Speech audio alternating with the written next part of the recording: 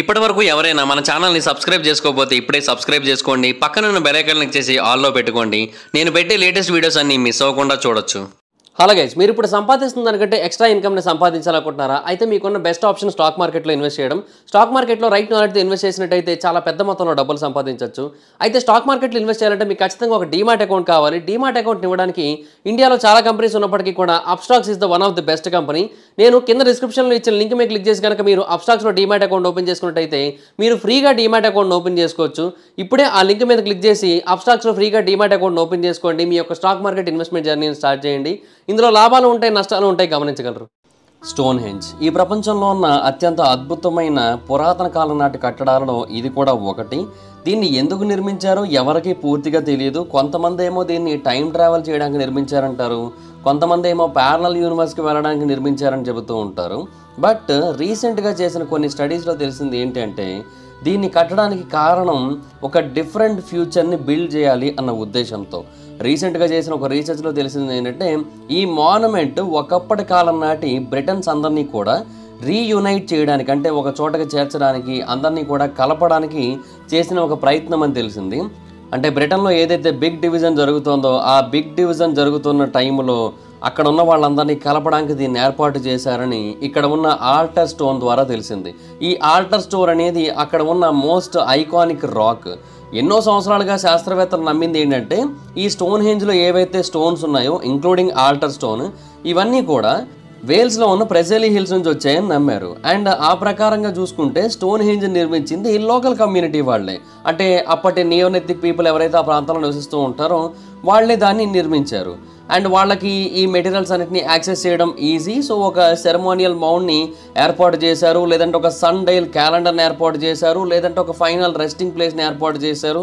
అంటే వాళ్ళు ఏ ఉద్దేశంతో దీన్ని కట్టారో మనకు తెలియదు. ఈ థియరీస్ కూడా వినిపిస్తూ ఉంటాయి కాబట్టి వీటిలో దేన్నైనా వాళ్ళు కట్టి ఉండొచ్చు అక్కడ. అయితే రీసెంట్గా చేసిన ఒక డిస్కవరీ, అంటే 2018వ సంవత్సరంలో చేసిన ఒక డిస్కవరీ శాస్త్రవేత్తల్ని కొత్త రకంగా ఆలోచించేలా చేసింది. అంటే ఒక లీడింగ్ ఎడ్జ్ రీసెర్చ్ చేయబడింది ఆల్టర్ స్టోన్ మీద. అప్పుడు తెలిసింది ఏంటంటే ఈ ఆల్టర్ స్టోన్ అనేది రివర్ టేర్ రీజన్ నుంచి వచ్చింది. ఇది నార్త్ ఈస్టర్న్ స్కాట్లాండ్లో ఉంటుంది. ఇది సుమారుగా 400 మైళ్ళ దూరంలో ఉంటుంది స్టోన్ హెంజ్కి. శాస్త్రవేత్తలకి ఈ ఆల్టర్ స్టోన్ లాంటి కొన్ని రాక్స్ స్కాటిష్ మాన్యుమెంట్స్లో కూడా కనిపించాయి. సో అప్పుడు వాళ్ళకి అనిపించింది దానికి దీనికి ఏదో సిమిలారిటీ ఉంది అని. ఈ ఆల్టర్ స్టోన్ అనేది ఒక రికంబెంట్ స్టోన్, అది కూడా స్టోన్ హెంజ్లోని మిగతా రాళ్లలాగా ఒక దగ్గర ఉంటుంది. కాకపోతే ఏంటంటే అదే టైప్ ఆఫ్ స్టోన్స్ స్కాట్లాండ్లో ఉన్న కొన్ని సెరమోనియల్ స్టోన్ సర్కిల్స్లో కనిపించాయి అనమాట. అండ్ అవన్నీ కూడా చాలా యూనిక్, ఆ ప్రాంతంలో మాత్రమే ఉంటాయి, ఇంకెక్కడ కూడా దొరకవు అవి. సో అప్పుడు శాస్త్రవేత్తలకు ఒక అనుమానం వచ్చింది, మేబీ దీనికి దానికి ఏదైనా లింక్ ఉండొచ్చు అని. సో అప్పుడు ఆర్కియాలజిస్టులు అందరూ కూడా ఆలోచించింది ఏంటంటే స్టోన్ హెంజ్ అనేది ఒక లోకల్ ప్రాజెక్ట్ కాదు, ఒక వైడర్ కొలాబరేషన్. అంటే వేరు వేరు ట్రైబ్స్, వేరు వేరు కమ్యూనిటీస్ కలిసి నిర్మించాలి అనుకున్న కట్టడం అని వాళ్ళకి అప్పుడు అర్థమైంది. సో దాన్ని అర్థం చేసుకోవడానికి మనం 3000 బిఫోర్ ద కామన్ ఎరా నాటికి వెళ్లాల్సి ఉంటుంది. టైం ట్రావెల్ చేయలేంలేండి, జస్ట్ ఆ హిస్టరీ గురించి తెలుసుకుందాం.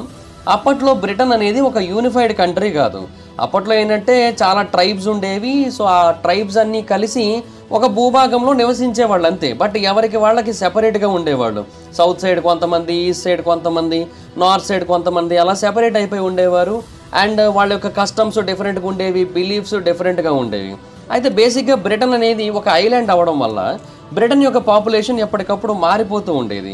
మెయిన్గా కొంతమంది ఫార్మర్స్ ఉండేవాళ్ళు ఒకప్పటి కాలంలో ఆ ప్రాంతంలో.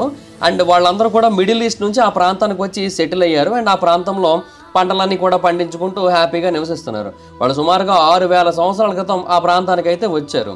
చాలా ఏళ్ల పాటు మొత్తం అంతా ప్రశాంతంగా ఉంది. బట్ 2500 బిఫోర్ ద కామన్ ఎరా నాటికి వచ్చేసరికి వేరు వేరు ప్రాంతాలకు చెందిన వాళ్ళందరూ కూడా ఇక్కడికి రావడం మొదలుపెట్టారు. అంటే నెదర్లాండ్స్ నుంచి కొంతమంది, జర్మనీ నుంచి కొంతమంది ఈ బ్రిటిష్ ప్రాంతానికి రావడం మొదలుపెట్టారు. అండ్ ఆ టైంలో బీకర్ పీపుల్ అనే వాళ్ళు కూడా చాలా ఎక్కువగా వచ్చారు. అండ్ కాలం గడుస్తూ ఉన్న కొద్దీ వాళ్ళ పాపులేషన్ పెరిగిపోవడం మొదలుపెట్టింది. నియోలిథిక్ పీరియడ్ టైంలో అండ్ ఆ తర్వాత సంవత్సరాలలో ఈ బీకర్ పీపుల్ యొక్క పాపులేషన్ చాలా అంటే చాలా ఎక్కువగా పెరగడం మొదలుపెట్టింది.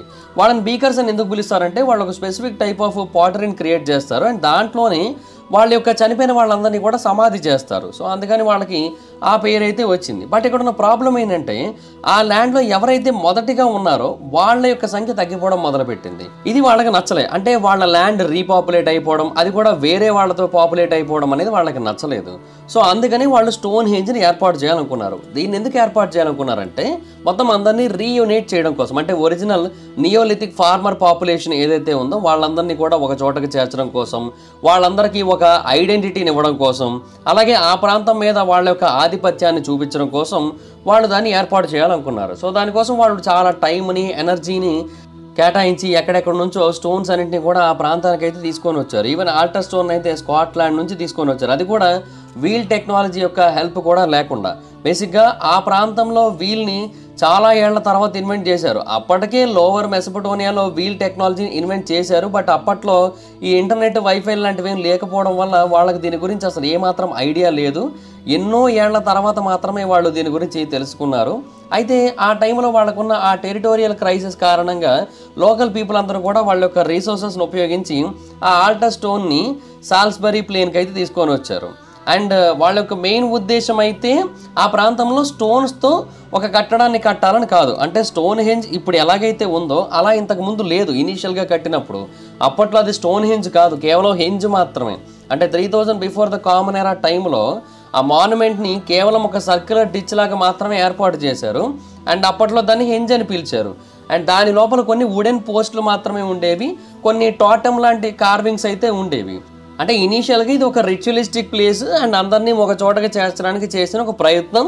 అండ్ దీని ఫైనల్ రెస్టింగ్ ప్లేస్లా కూడా మారుద్దాం అనుకున్నారు. బట్ స్టోన్స్ అయితే పెట్టాలనుకోలేదు. ఇన్ఫ్యాక్ట్ ఆ ప్రాంతంలో కొన్ని క్రిమేషన్ పిట్స్ కూడా బయటపడ్డాయి, ఆ ప్రాంతానికి చెందినవి అండ్ అప్పటి కాలానికి చెందినవి. సో ఇది బ్రిటన్లోని ఓల్డెస్ట్ రెస్టింగ్ ప్లేస్ అని కూడా శాస్త్రవేత్తలకు అర్థమైంది. సో 2600 బిఫోర్ ద కామన్ ఎరా నాటికి బ్లూ స్టోన్స్ అన్నింటినీ కూడా ఆ ప్రాంతానికి తీసుకొచ్చారు. బ్లూ స్టోన్స్ అంటే ఆ స్టోన్స్ ఏమి బ్లూ కలర్లో ఉండవు. వాటిని ముక్కలుగా చేసినప్పుడు వాటి మధ్యలోంచి చిన్న బ్లూయిష్ టింజ్ అనేది కనబడుతూ ఉంటుంది. సో అందుకే వాటికి ఆ పేరైతే వచ్చింది. ఈ చిన్న చిన్న రాక్స్ అన్నీ కూడా ప్రెజ్లీ హిల్స్ నుంచే వచ్చాయి, సౌత్ వెస్ట్ వేల్స్ నుంచి. అది సుమారుగా 150 మైళ్ళ దూరంలో ఉంటుంది ఈ స్టోన్ హెంజ్కి. సో రీసెర్చర్స్ అందరూ ఏమనుకున్నారంటే ఇప్పుడు ఈ స్టోన్స్ ఎలాగైతే అక్కడి నుంచి వచ్చాయో అలాగే మిగతా స్టోన్స్ అన్నీ కూడా ఆ ప్రాంతం నుంచే వచ్చి ఉండొచ్చు అనుకున్నారు.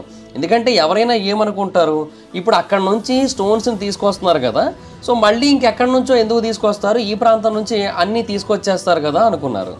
అలాగా కొన్ని స్టోన్స్ని తీసుకొచ్చిన తర్వాత ఒక స్టోన్ సర్కిల్ని అయితే క్రియేట్ చేశారు. సో ఇప్పుడు మనం ఏదైతే స్టోన్ హెంజ్ని చూస్తున్నామో అది అప్పుడే స్టార్ట్ అయింది. ఆ తర్వాత సార్సన్ స్టోన్స్ని కూడా ఆ ప్రాంతానికి తీసుకొని వచ్చారు. ఈ సార్సన్ స్టోన్స్ అనేవి చాలా పెద్దవి, ఒక్కొక్కటి సుమారుగా 25 టన్నుల బరువును కూడా కలిగి ఉంటుంది. అంటే ఒక్కొక్క రాయి 3 ఆఫ్రికన్ ఎలిఫెంట్స్ యొక్క వెయిట్తో సమానం అనమాట. ఈ సార్సన్స్ అన్నింటినీ కూడా తీసుకొని వచ్చి ఆ ఐకానిక్ ఔటర్ రింగ్ని అయితే క్రియేట్ చేశారు. సో ఆ టైంలోనే ఆల్టర్ స్టోన్ని కూడా స్కాట్లాండ్ నుంచి అయితే తీసుకొని వచ్చారు. స్టోన్ హెంజ్ యొక్క నిర్మాణంలో ఉపయోగించిన బ్లూ స్టోన్స్ అన్నిట్లోకి కూడా ఈ ఆల్టర్ స్టోన్ అనేది చాలా అంటే చాలా పెద్దది. అండ్ అది లార్జెస్ట్ ట్రిలిథాన్ దగ్గర ఉంటుంది. ట్రిలిథాన్ అంటే ఆ ప్రాంతంలో ఏవైతే మనకి హారిజాంటల్ స్టోన్స్ కనబడి కొంచెం ఆర్చెస్లా కనబడుతున్నాయో వాటిని ట్రిలిథాన్స్ అంటారనమాట. వాటికి దగ్గరలో ఈ ఆల్టర్ స్టోన్ అయితే ఉంటుంది. అలాగా ఈ స్టోన్స్ అన్నింటినీ కూడా ఎక్కడెక్కడ నుంచో తీసుకొని వచ్చి ఈ ప్రాంతంలో ఏర్పాటు చేశారు. సుమారుగా ఒక శతాబ్దం వరకు అందరూ నమ్మింది ఏంటంటే ఈ బ్లూ స్టోన్స్ అనేవి కూడా ప్రెజ్లీ హిల్స్ నుంచే వచ్చాయని. బట్ 2018లో కొంతమంది శాస్త్రవేత్తలు అడ్వాన్స్డ్ జియోకెమికల్ అనాలిసిస్ చేశారు ఆల్టర్ స్టోన్ని. అప్పుడు తెలిసింది ఏంటంటే ఇది యాక్చువల్గా శాండ్ స్టోన్ అండ్ ఇది వచ్చింది ప్రెజ్లీ హిల్స్ నుంచి అయితే కాదు, వేల్స్ నుంచి అయితే కాదు అని తెలిసింది. అండ్ దాని యొక్క రిజల్ట్స్ దేన్ని పాయింట్అవుట్ చేసాయంటే నార్త్ భాగాన్ని, అక్కడ ఆర్కాడియన్ బేసిన్ అనే ఒక బేసిన్ ఉంటుంది. ఇది నార్త్ ఈస్టర్న్ స్కాట్లాండ్లో ఉంటుంది. దీనికి స్టోన్ హెంజ్కి మధ్య 400 మైళ్ళ డిస్టెన్స్ అయితే ఉంది. సో ఈ మ్యాటర్ తెలిసిన తర్వాత స్టోన్ హెంజ్ గురించి అప్పటి వరకు అందరూ అనుకుంటున్న సిచ్యువేషన్స్ కానీ థాట్స్ కానీ కంప్లీట్గా మారిపోయాయి. అంటే అప్పటి వరకు అందరూ ఏమనుకునేవారంటే కేవలం 150 మైళ్ళ డిస్టెన్సే కాబట్టి ఏవో బాధలు పడి తీసుకొచ్చేసారు అనుకున్నారు. బట్ ఇప్పుడు 400 మైళ్ళ దూరం, అది కూడా స్కాట్లాండ్ నుంచి స్టోన్ హెంజ్ వరకు, అంటే చాలా డిస్టెన్స్ అండ్ మధ్యలో ఉన్న టెరైన్ కూడా అంత ఈజీ కాదు వెళ్ళడం. మరి అలాంటి సిచ్యువేషన్లో స్టోన్స్ని ఎలా తీసుకొచ్చారనే డౌట్ వచ్చింది అందరికీ కూడా. అండ్ అప్పుడు కొంతమంది శాస్త్రవేత్తలు చెప్పింది ఏంటంటే అప్పటి కాలంలో ఐస్ రోడ్ అనే ఒక టెక్నిక్ ఉండేది. అంటే అప్పట్లో వింటర్ టైంలో మొత్తం అంతా మంచు పడుతుంది కదా, సో అప్పుడు ఆటోమేటిక్గా దాని మీద ఏదైనా సరే జార్చుకుంటూ తీసుకొచ్చేయడం ఈజీ అవుతుంది. సో అలాగే అప్పట్లో న్యాచురల్ ఐసీ పాత్వేస్ అనేవి ఫామ్ అయ్యాక ఈ స్టోన్స్ని గుర్రాల ద్వారా లాక్కొని వచ్చేవారని చెప్పారు. బట్ తర్వాత ఈ థియరీని కూడా కొంతమంది కొట్టిపడేశారు. ఎందుకంటే ఒకప్పటి కాలంలో ఆ ప్రాంతంలో అంత మంచు అయితే పడేది కాదు, ఇప్పుడు పడుతోంది కానీ ఒకప్పుడు కొంచెం వేడిగానే ఉండేదని తెలియజేశారు. అండ్ ఇంకొంతమంది చెప్పేది ఏంటంటే సరే పోనీ ఏదో 100 మైళ్ళు అనుకుంటే ఓకే, బట్ మరి 400 మైళ్ళ దూరం అలా తేవడం అనేది ఇంపాసిబుల్ అని చెప్పారు. మధ్యలో ఉన్న టెరైన్ కూడా అడ్డేస్తుందని కూడా చెప్పారు. అండ్ మరికొంతమంది ఏమన్నారంటే నదిలో వేసి తీసుకొని వచ్చి ఉండొచ్చు అని చెప్పారు. అంటే నీటి మీద తేలేలాగా కొన్ని చెక్కల్ని పెట్టి వాటి మీద ఈ రాళ్ళని పెట్టి అలా తీసుకొచ్చారని చెబుతూ ఉంటారు. బట్ దాన్ని కూడా చాలామంది కొట్టిపడేశారు. ఎందుకంటే ఈ స్టోన్స్ చాలా అంటే చాలా హెవీగా ఉంటాయని చెప్పాను కదా, సార్సన్ స్టోన్స్ ఒక్కొక్కటి 25 టన్నులు ఉంటాయని. మరి ఆ ప్రకారంగా చూసుకుంటే అంత వెయిట్ ఉన్నది నీటి మీద ఎలా తేలుతుంది? ఇంపాసిబుల్ కదా. సో ఏదైనా షిప్ లాంటిది కట్టి దాంట్లో వేసి తెచ్చారా అంటే అది కూడా లేదు. సో దానివల్ల ఎలా తీసుకొచ్చారనేది ఎవరికి కూడా క్లారిటీ అయితే లేదు. ఆ తర్వాత మరికొంతమంది శాస్త్రవేత్తలు స్టోన్ హేంజ్ మీద ఒక లేజర్ సర్వేని అయితే కండక్ట్ చేశారు. అప్పుడు వాళ్ళకి అర్థమైన విషయం ఏంటంటే స్టోన్ హేంజ్లో ఉన్న కొన్ని స్టోన్స్ని చాలా జాగ్రత్తగా చెక్కారు, కొన్నింటిని మాత్రం ఇష్టం వచ్చినట్టుగా నార్మల్గా చెక్కేశారు. బట్ కొన్నింటి విషయంలో ఎందుకు అంత జాగ్రత్త తీసుకున్నారనేది ఎవరికి అర్థం కాలే. అంటే ఎస్పెషల్లీ ఇన్నర్ ఫేసెస్, సెంట్రల్ ట్రిలిథాన్స్ ఏవైతే ఉంటాయో వాటిని చాలా జాగ్రత్తగా చెక్కారని అయితే శాస్త్రవేత్తలు తెలియజేస్తూ వచ్చారు. మరలా పార్షియాలిటీ చూపించడానికి కారణం ఏంటనేది కూడా శాస్త్రవేత్తలకైతే ప్రస్తుతానికి అర్థం కాలేదు. ఒకటైతే వాస్తవం, దీన్ని కట్టడానికి కారణమైతే ఒకప్పటి కాలం నాటి ఫార్మర్ పీపుల్ అందరినీ కూడా ఒక చోటకి చేర్చడమే. కాకపోతే దాన్ని చాలా యూనిక్ వేలోనే ఎందుకు కట్టారు అంటే సూర్యుడి యొక్క మూమెంట్స్ అన్నింటినీ కూడా ట్రాక్ చేసే విధంగా ఎందుకు దాన్ని నిర్మించారనేది ఎవరికి కూడా అర్థం కాలేదు. ఎస్, ఒక సంవత్సరంలో షార్టెస్ట్ డేస్, లాంగెస్ట్ డేస్ ఏవైతే ఉంటాయో వాటన్నిటినీ కూడా కన్సిడర్ చేసి మరి ఈ ప్రాంతాన్ని అయితే నిర్మించారు. అంటే ఈ ప్రాంతాన్ని ఎంత పర్ఫెక్ట్గా కట్టారంటే సూర్యుడు ఒక పర్టికులర్ పొజిషన్కి వచ్చినప్పుడు సాయంత్రం వేళ ఆ లైట్ అనేది మెయిన్ స్టోన్స్ అన్నిటి మీద పడి చాలా పర్ఫెక్ట్ వేలో రిఫ్లెక్ట్ అవుతుంది. ఎస్పెషల్లీ దట్ ఆల్టర్ స్టోన్ మీద పడినప్పుడు అది ఒక సెపరేట్ లైట్ని అయితే క్రియేట్ చేసి అది ఎలా కనబడుతుందంటే వేరే డైమెన్షన్కి వెళ్ళడానికి అది మార్గం అన్నట్టుగా కనబడుతుంది. సో మిగతా టైమ్స్లో కూడా లైట్ చాలా పర్ఫెక్ట్ వేలో అలైన్ అయ్యే విధంగానే ఈ ప్రాంతంలో స్టోన్ హేంజ్ని అయితే నిర్మించారు. సో ఎవరైతే స్టోన్ హేంజ్ నిర్మించారో వాళ్ళందరూ కూడా చాలా అంటే చాలా ఎక్స్ట్రాడినరీ వేలో ఆస్ట్రోనామీని ప్రిడిక్ట్ చేసి క్యాలిక్యులేట్ చేసి యాక్యురేట్గా దీన్ని నిర్మించారు. అది ఇక్కడ మెయిన్ పాయింట్. కొంతమంది నమ్మేది ఏంటంటే ఈ ప్రాంతంలో యాన్సెస్ట్రల్ అండ్ స్పిరిచువల్ సిగ్నిఫికెన్స్ ఉంది, అందుకనే దీన్ని ఇలా నిర్మించారని చెబుతూ ఉంటారు. అందుకనే ఆల్టర్ స్టోన్ మీద సన్ పడినప్పుడు కూడా అది 2 వేరు ప్రపంచాలకి బ్రిడ్జ్లా కనబడే విధంగా ఉండేటట్టుగా దీన్ని నిర్మించారని చెబుతూ ఉంటారు. అంటే మన యాన్సెస్టర్స్కి, ప్రజెంట్ జనరేషన్లో ఉన్న మనకి, భూమికి, కాస్మోస్కి, ప్రెజెంట్కి, ఫ్యూచర్కి, ఈ రెండింటికి కూడా కనెక్ట్ చేసే విధంగా దాన్ని నిర్మించారు అని చెబుతూ ఉంటారు. And calendars, clocks, weather apps లాంటివి ఏమీ లేకపోయినప్పటికీ కూడా వెదర్ గురించి తెలుసుకునే విధంగా దీన్ని నిర్మించారని చెబుతూ ఉంటారు. బట్ వెదర్ని డీకోడ్ చేసేలాగా దీన్ని నిర్మించాలి అంటే ముందు వాళ్ళు వెదర్ గురించి పూర్తి స్థాయిలో తెలుసుకోవాల్సి ఉంటుంది కదా, అది main point. Agriculture cycles, spiritual rituals వీటన్నిటిని కూడా చాలా పర్ఫెక్ట్ వేలో క్యాలిక్యులేట్ చేసే విధంగా, చాలా పర్ఫెక్ట్ వేలో ప్రజెంట్ చేసే విధంగా దీన్ని నిర్మించారు. అలా ఎందుకు నిర్మించారనే మిస్టరీ అయితే మాత్రం ఇప్పటికీ సాల్వ్ అవ్వలేదు. బట్ డెఫినెట్గా చాలా అంటే చాలా కష్టపడి నిర్మించారు. ఎందుకు కట్టారనేది కూడా ఎక్కడైనా రాసి కడితే బాగుండేమో కదా, బట్ అలా రాయలేదు, ఇంకేం చేయలేము ఇంకా. So that's it guys, this the video కనుక మీకు నచ్చినట్టయితే లైక్ చేయండి, వీడియో షేర్ చేయండి. ఎప్పుడో కారణం మన ఛానల్ సబ్స్క్రైబ్ చేసుకోకపోతే ఇప్పుడే సబ్స్క్రైబ్ చేసుకోండి, పక్కన బెల్ ఐకాన్ ఆల్లో పెట్టుకోండి, నా ఫర్దర్ డేస్ మిస్ అవ్వకుండా చూడొచ్చు. చాలా మంది చూస్తాం కానీ సబ్స్క్రైబ్ చేసుకోవట్లా. So please stay subscribe, click the bell icon also. నా ఇన్స్టాగ్రామ్ ఐడి ఎవరో స్మైతరం ఎక్కడ వచ్చి ఫాలో అవచ్చు. Thank you so much guys, bye. మనం మీటర్ next video, bye bye. Hello guys, మీరు ఇప్పుడు సంపాదిస్తున్న దానికంటే ఎక్స్ట్రా ఇన్కమ్ని సంపాదించాలనుకుంటున్నారా? అయితే మీకున్న బెస్ట్ ఆప్షన్ స్టాక్ మార్కెట్లో ఇన్వెస్ట్ చేయడం. స్టాక్ మార్కెట్లో రైట్ నాలెడ్జ్తో ఇన్వెస్ట్ చేసినట్టయితే చాలా పెద్ద మొత్తంలో డబ్బులు సంపాదించవచ్చు. అయితే స్టాక్ మార్కెట్లో ఇన్వెస్ట్ చేయాలంటే మీకు ఖచ్చితంగా ఒక డీమాట్ అకౌంట్ కావాలి. డీమాట్ అకౌంట్ ఇవ్వడానికి ఇండియాలో చాలా కంపెనీస్ ఉన్నప్పటికీ కూడా Upstox is the one of the best company. నేను కింద డిస్క్రిప్షన్లో ఇచ్చిన లింక్ మీద క్లిక్ చేసి కనుక మీరు అప్స్టాక్స్లో డీమాట్ అకౌంట్ ఓపెన్ చేసుకున్నట్టయితే మీరు ఫ్రీగా డీమాట్ అకౌంట్ ఓపెన్ చేసుకోవచ్చు. ఇప్పుడే ఆ లింక్ మీద క్లిక్ చేసి అప్స్టాక్స్లో ఫ్రీగా డీమాట్ అకౌంట్ ఓపెన్ చేసుకోండి. మీ యొక్క స్టాక్ మార్కెట్ ఇన్వెస్ట్మెంట్ జర్నీని స్టార్ట్ చేయండి. ఇందులో లాభాలు ఉంటాయి, నష్టాలు ఉంటాయి, గమనించగలరు.